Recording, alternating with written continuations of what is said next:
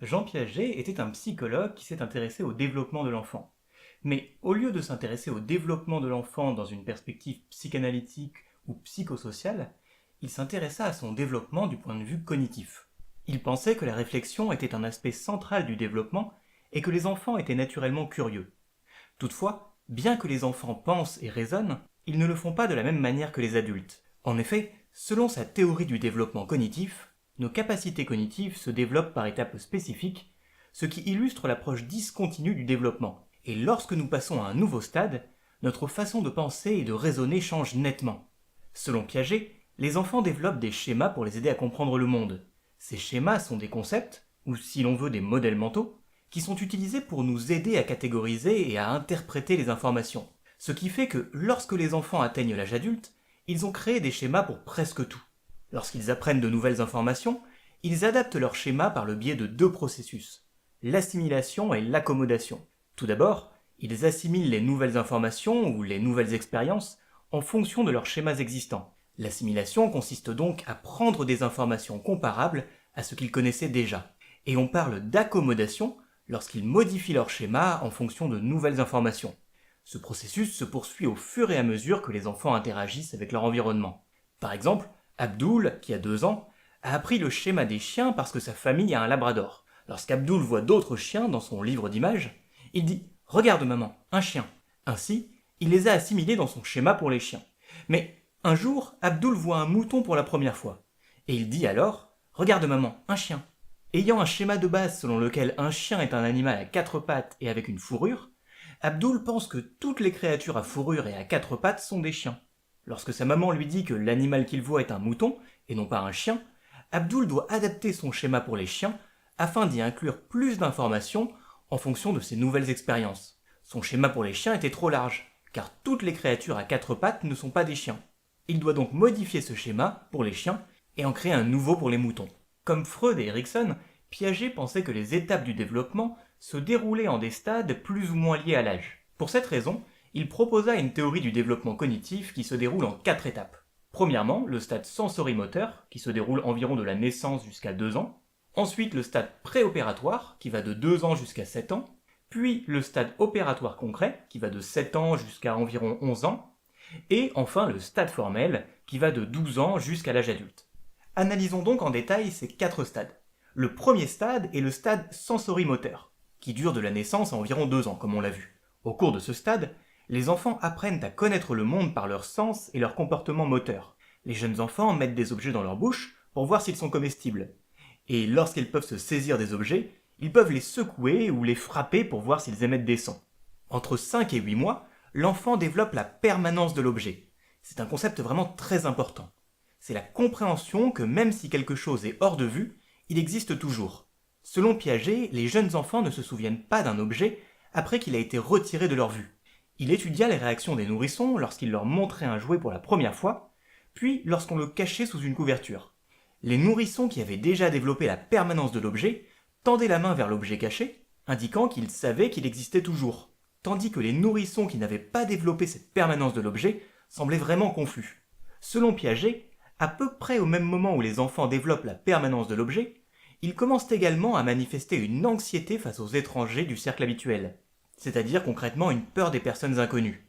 Les bébés peuvent manifester cette peur en pleurant et en se détournant d'un étranger, et ils s'accrochent alors à la personne qui s'occupe d'eux ou essayent de tendre les bras vers des visages familiers comme ceux de leurs parents.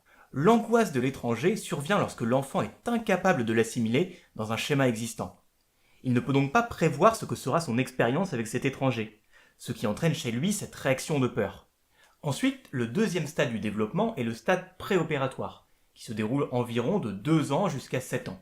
À ce stade, les enfants peuvent utiliser des symboles pour représenter des mots, des images et des idées, ce qui explique pourquoi les enfants de ce stade jouent à faire semblant. Les bras d'un enfant peuvent devenir des ailes d'avion lorsqu'il vole dans sa chambre, ou un enfant avec un bâton peut devenir un valeureux chevalier avec une épée. Les enfants à ce stade commencent également à utiliser le langage, mais ils ne peuvent pas comprendre la logique des adultes, ni manipuler mentalement l'information. D'ailleurs, le terme opératoire fait référence à la manipulation logique de l'information, de sorte que les enfants à ce stade sont considérés comme pré-opératoires, c'est-à-dire avant-opératoires. La logique des enfants est basée sur leur connaissance personnelle du monde jusqu'à présent, plutôt que sur des connaissances conventionnelles. Par exemple, papa a donné une part de pizza à Romain, qui a 10 ans, et une autre part à son frère de 3 ans, Paul. La part de pizza de Paul était coupée en 5 morceaux. Ce qui fait que Paul a dit à sa sœur qu'il avait reçu plus de pizza qu'elle.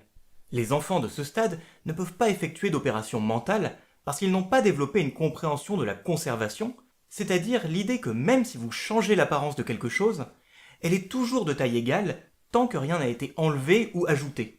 Au cours de ce stade, nous nous attendons également à ce que les enfants fassent preuve d'égocentrisme, ce qui signifie qu'ils ne sont pas capables d'adopter le point de vue des autres. Dans ce stade, un enfant pense que tout le monde voit, pense et ressent comme lui. Reprenons l'exemple de Paul et de sa sœur. Son anniversaire approche, et ses parents emmènent Paul au magasin pour lui choisir un jouet. Il choisit alors une figurine d'Iron Man, pensant que s'il aime ce jouet, sa sœur l'aimera tout autant. Un enfant égocentrique n'est pas capable de déduire le point de vue des autres personnes et attribue alors son propre point de vue au monde entier. Le troisième stade de Piaget est le stade opératoire concret, qui va environ de 7 ans jusqu'à 11 ans. À ce stade, les enfants se mettent à penser logiquement à des événements concrets. Ils commencent à utiliser des chiffres et commencent également à utiliser des stratégies de mémorisation.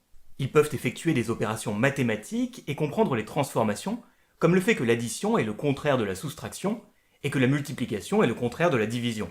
À ce stade, les enfants maîtrisent également le concept de conservation.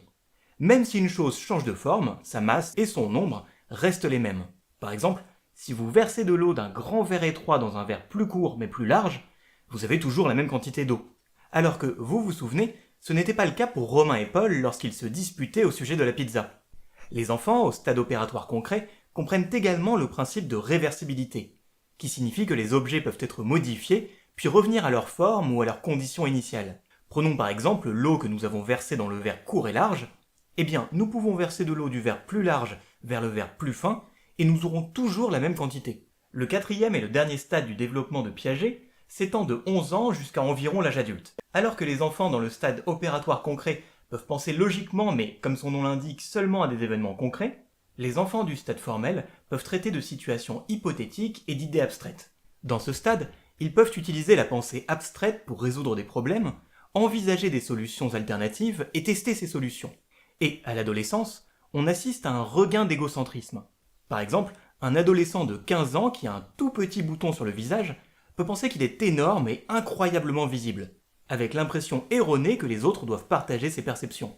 Donc maintenant que nous avons vu ces 4 stades du développement, nous allons analyser ce qui se trouve au-delà du stade formel. Comme pour d'autres auteurs majeurs dans la théorie du développement, plusieurs des idées de Piaget ont été critiquées sur la base des résultats des recherches ultérieures. Par exemple, plusieurs études contemporaines soutiennent un modèle de développement qui est plus continu que les étapes de Piaget. D'autres études suggèrent que les enfants atteignent les étapes cognitives plus tôt que ce que Piaget décrit. D'ailleurs, si ces critiques vous intéressent, vous pouvez trouver les sources des articles en question dans la description de la vidéo. Selon Piaget, le plus haut niveau du développement cognitif se situe dans le niveau formel, dans le stade formel, qui se déroule entre 11 ans et 20 ans. Cependant, de nombreux psychologues du développement contemporain critiquent cette idée et suggèrent qu'il existe un stade encore après le développement formel. Dans cette pensée post-formelle, les décisions sont prises en fonction des situations et des circonstances. Et la logique est intégrée à l'émotion alors que les adultes élaborent des principes qui dépendent des contextes. Une façon de voir la différence entre un adulte dans la pensée post-formelle et un adolescent dans les opérations formelles est la façon dont il gère les questions émotionnellement chargées. Car il semble qu'une fois que nous atteignons l'âge adulte, nos capacités de résolution de problèmes évoluent. Lorsque nous tentons de résoudre des problèmes, nous avons tendance à réfléchir plus profondément à de nombreux domaines de notre vie, tels que les relations, le travail ou même la politique. Pour cette raison, les individus dans le stade post-formel sont capables de s'appuyer sur des expériences passées pour les aider à résoudre de nouveaux problèmes. Et, plus encore, les stratégies de résolution de problèmes utilisant la pensée post-formelle varient en fonction de la situation. Qu'est-ce que cela signifie ? Eh bien, cela signifie que les adultes peuvent reconnaître, par exemple, que ce qui semble être une solution idéale à un problème au travail, impliquant par exemple un désaccord avec un collègue, peut ne pas être la meilleure solution à un désaccord avec son conjoint. Et sur ce, nous en avons terminé avec cette petite présentation des stades du développement de Piaget. J'espère que ça aura pu vous intéresser et que ça vous donnera envie d'en apprendre davantage. Si c'est le cas, n'hésitez pas à laisser un like et à vous abonner, et on se voit dans une prochaine vidéo.